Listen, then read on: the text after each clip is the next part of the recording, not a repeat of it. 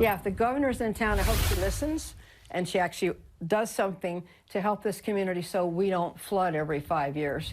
And then like this one is catastrophic. With relief efforts in Harney County after weeks of destructive flooding, Governor Tina Kotek is calling for more help after seeing the damage herself for the first time.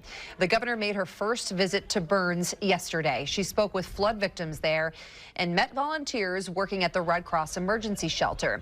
The Oregon Department of Human Services is providing free bathrooms, meals, and more than 460 cleaning kits to families in need there. So far, the governor announced $40,000 in state funding to cover landfill fees for those cleaning debris off their properties. But her team is also calling on FEMA and President Trump to issue an emergency declaration for more federal funding help.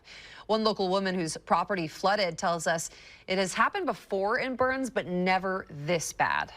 So we sandbagged everything. It still kept breaking through. The river was so intense, so hard that it was breaking through, or we had sandbagged even. We had to redo, get in there. We have a grandsons who are just getting in the water, and we wrapped the sandbags in plastic. The governor herself declared a state of emergency in the county last week. Flooding in Harney County has been going on for more than a month now, with rivers and stream levels reaching highs not seen in nearly 70 years, though. Yeah, as